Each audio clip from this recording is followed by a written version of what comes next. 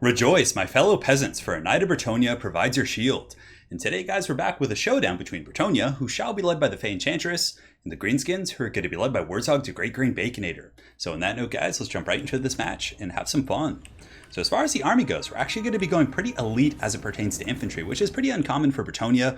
Most of the times you see players using peasant mobs and men-at-arms, which only cost 250 gold, and for the cost, they're pretty damn good. But anyways, we're going to be going with foot squares. We have 4 of these bad boys, which will get crumped pretty badly by Black Orcs or, Savage Orc Biggins or things like that. But if they have a little bit of support from the Fey Enchantress with the Mist of the Lady and the healing, plus the Grail Relic, they can fight for, a pretty good sustained period of time and definitely do some okay work. So we're going to be trying out the elite infantry here. And of course, we have to have a couple peasant mobs. I feel like I went into a game on ladder the other day and I picked Bretonnia and I picked no peasant mobs in my army, and then I just felt this sudden feeling of just a void. There was an emptiness in my soul for not picking the peasant mobs. So these guys, I think they're a must for Bretonnia. They're solid against Greenskins as well. They take that initial beating for sure, because Greenskin players typically in the very beginning will just pop their wall. They just want to pop that wall right away. They don't want to wait. They don't want to play around. They just want to get it in there and have some fun. So having the peasant mobs in the front to get in there and take that beating initially while the foot squires and more elite troops kind of advance is always a pretty good idea. But normally Bretonians do go with a lot of cav in this matchup. Knights of the Realm are very good because they shut down pretty much all the Greenskin cav. Knights Errant are really good against infantry. Questing Knights are good against Black Orcs. So that's the more typical style of play. But again, Greenskins can prepare for that. As such, I wanted to bring a build that was very much the opposite. It was going to be infantry heavy. So we have the infantry in the front here. We have 4 groups of peasant archers, one of which is going to be poison arrows, if I'm not mistaken. And I figured we're going to be focusing the same targets for the most part. So just having one poison was going to be enough. I don't think we needed all 4 of them to be poison. In the back, we have a couple of men-at-arms in reserve just to kind of help out because, the foot squires eventually probably will break even against lower tier Greenskin infantry. So I figured that having these guys in reserve to kind of plug up and protect the archers would be good. On the flanks, we got a couple of men-at-arms as well. And as far as the cav game goes, we're going to be going pretty elite. We're going to be going with Grail Guardians. Now, Grail Guardians, I haven't tried them out too much in the Greenskin matchup, but they're really tough to kill. 120 armor. These guys have 56 melee defense. They have really good physical resist, and Greenskins don't have a ton of magic damage. So, aside from big angry foot of Gork. So I was like, hey, let's get the Grail Guardians. Let's see if we can have this tanky core of cav just fighting in the front line alongside the peasants. Truly, a Knight of Bretonnia for once shall provide a shield to the peasants. And, let's see how it goes. So we have 2 of those guys, and we do have 1 group of Knights Errant, which is going to be the Defenders of Fleur-de-Lys.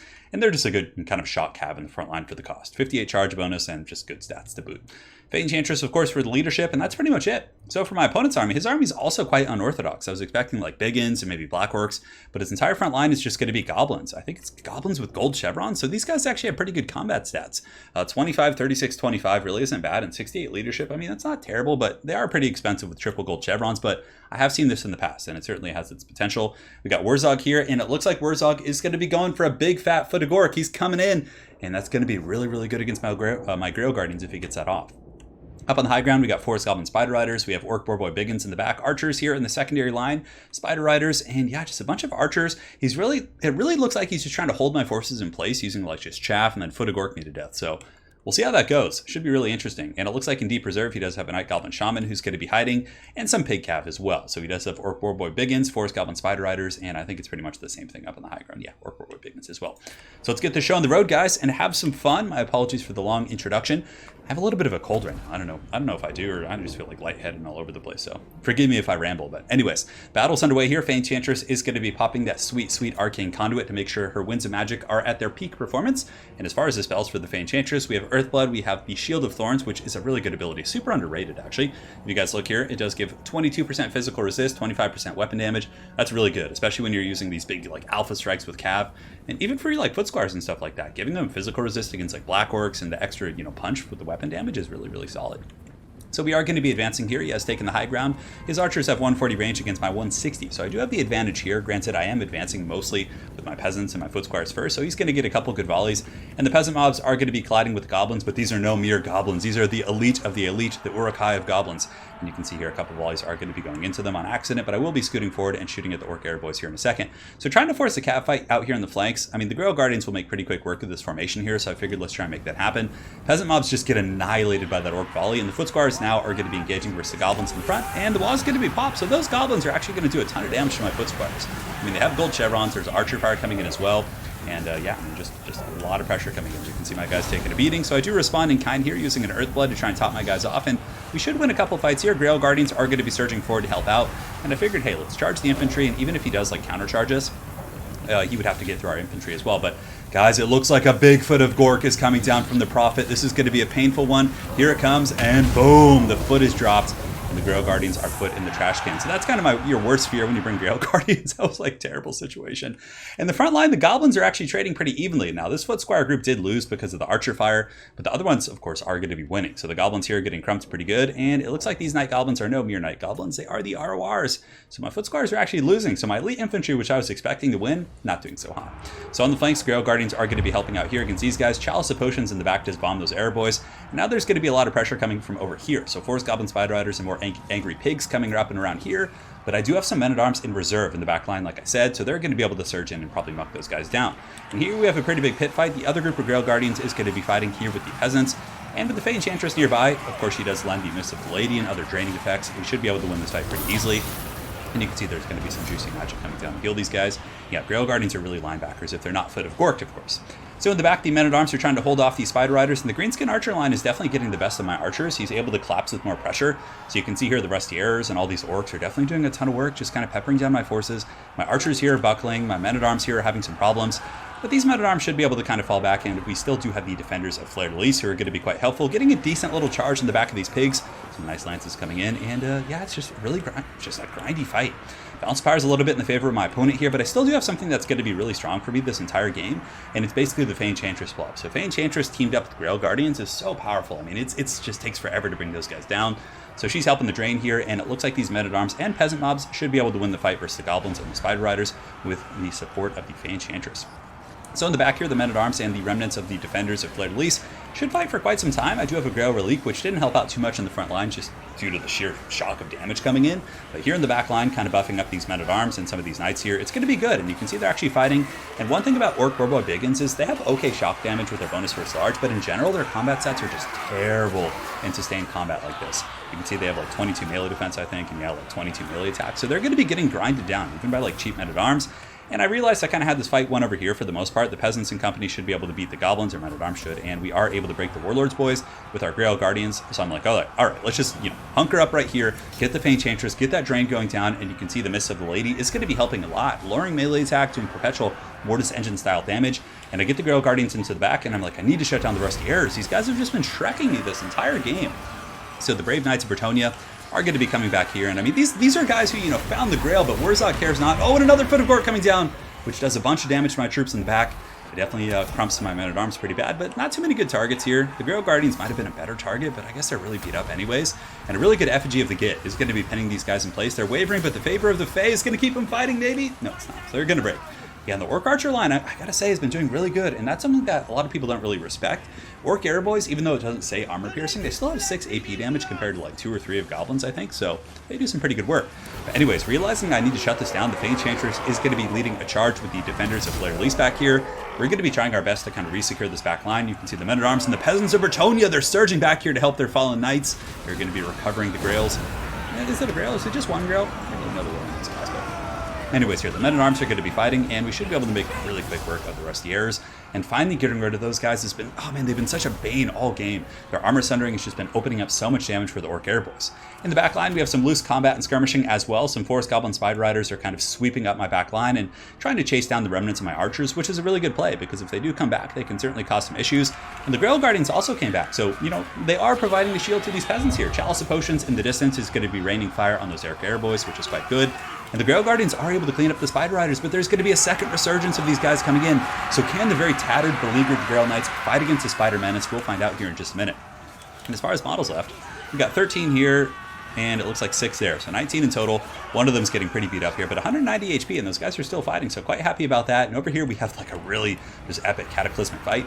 The Fey Enchantress is going to be draining the Grail Relique, keeping these guys fighting to the bitter end, but even still they're breaking. I mean, there's just so many pigs and spiders and goblins everywhere. Defenders of Fleur de Lis are down to 7 models, 555 HP.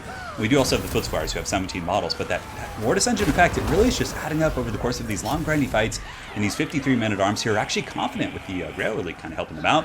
So we're able to kind of secure this position. You can see Warzog's still going to keep fighting, but he's certainly going to be a little bit outnumbered here in a minute, but some Goblins do surge in to kind of reinforce this position for the Greenskins, and it looks like the Fey Enchantress is going to be turning around, jumping on the Warlords boys. But really the main thing is just keeping her away from Warzog. He's a very powerful combatant actually. 46 melee attack, 352, but more importantly, if Warzog gets the charge on you with Spleen Rippa, that's what really hurts. Enchantress isn't a pushover either. Her weapon strength is just a little bit low, but her stats aren't terrible to boot. So here you can see we're going to be trying to snipe that Night Goblin Shaman, and in the back, the brave Knights of Bretonnia, these very, very beat up Grail Guardians, were able to secure the back line, so they haven't lost a model since we last looked like a minute ago, and now they're going to be chasing down these goblins. I'm basically just trying to free up as many peasants as I can, trying to get the archers back online, the men-at-arms back online, because in a game like this, it really matters, and you can see the peasants are showing their gratitude by shooting these Grail Guardians in the back with peasant arrows. Great stuff there, poison arrows, I should say. So we're going to be searching back towards the front line now. These guys are 11 leadership and 11 right here. And you can see a Vindictive Glare is going to be going down to the Peasant Bowman here, trying to make sure they don't come back. And it looks like the Greenskins are able to kind of secure this position. The Men-at-Arms and Company and Peasant Mobs are going to be running. And oh no, that's such a bad situation for me. The Rusty Errors and these Orc Air Boys are back online, and they're going to be raining hell into the Enchantress. So I thought about staying and fighting, maybe thinking the Grail really could kind of hold it together, but here I basically have to run.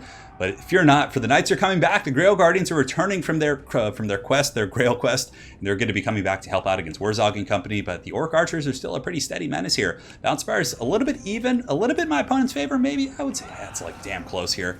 But the Knights are coming back in. The Vindictive Glare goes down and picks off a couple of those Grail Guardians, but they charge into Warzog, coming in with a massive just charge for Bretonnia. Glorious stuff, and it looks like Warzog is going to be taking a little bit of damage here from these elite Knights, but now the Knights, like, even with this HP, they're at 33 leadership, these two Grail Guardians, and that's because of the Grail Relic, so seeing the sight of their fallen comrade here is going to help them keep fighting, and Warzog is actually taking a ton of damage from these Knights, and he can't really get away terribly efficiently. In the meantime, the Enchantress is going to be assassinating the Goblin here, and some brave archers have come back here. So the Peasant Bowmen have 34 models right here. They're going to be shooting into the Rusty Airs and these other troops, hopefully able to break them. And Warzog is just being, his runes are being smote upon the mountain by these brave knights here. So the Grail Guardians, did pretty well for me this game. Despite the fact they got footed orcs and maybe my control wasn't the best, they just fought to the bitter end, which was, pretty nice against Greenskins, especially when a lot of your forces like Men-at-Arms and Peasant Mobs and Foot Squires are just going to be running fairly easily. It's really nice to have that kind of defensive anchor, but man, the Grail Guardians were absolute pimps this game. Despite the misplays, they were really good. And my opponent had a really nice footed orc. Man, that was a juicy one, just popping that first group on the dome. There's not a whole lot you can do about that. There are a couple countermeasures. Like Bretonnia does have access to a couple magic resist items, I believe, like the Scepter of Instability plus the. I think Enchantress does grant some magic resist. I can't quite remember off the top of my head, but I don't think I brought that. But even still, it's pretty hard to. If the Greenskins really just want to go for it, Effigy plus footed orc, you can't really dodge it terribly efficiently. So, but the build was okay. I was a little bit disappointed at how the Foot Squires did. They just got crumped by like basic goblins with gold chevrons. And of course that has to do with the Wa and the Bonewood Staff juicing those goblins up. And the Orc Archer Fire, of course, peppering them was really devastating. So it wasn't just the one-on-one. Of course, in a vacuum, the Foot Squires would win. But, I don't know. I feel like just regular Men-at-Arms and just numbers might be just better in this situation. But against Black Orcs, I think you can actually catch them off guard with Foot Squires, supported by the Enchantress and, a little bit of pressure from the Grail Guardians. So I still think it's a good build. I think a build like this could work for sure. And the one thing that is interchangeable are, of course, the Foot Squires. And if you want to, you can change out the Grail Guardians. I don't know if they're worth it because of that Footed Orc. It just gives them so much value. Whereas if you have like 4 Knights of the Realm, their shock damage is pretty good, especially if you cycle charge. They're okay in sustained combat. They can really actually kill the Spider Riders and the Pigs quicker because of their bonus versus large. So I think Knights of the Realm are just by far a better pick in this matchup. Even Quest Knights are better, just because they're well-rounded against some of the bigger armor targets, like if they come in with a Queen or Black Orcs. So yeah, honestly, the Grail Guardians did pretty good based on the circumstances, but in retrospect, if I were to go back and, it was a bit of an experimental game anyways, I would probably bring Quest Knights and Knights of the Realm. Bring like 2 or 3 Knights of the Realm and like 1 Quest Knights, maybe get the Companions or something. And, honestly, the Defenders are really good too. Like, these guys are just super beastly. Yeah, it was a fun build, and it did okay. I was definitely happy with the performance.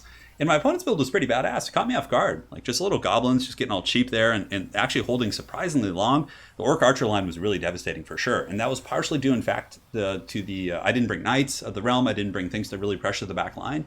So he was able to really butter some bread with those archers, which was great. Look at that. 72 kills on these guys.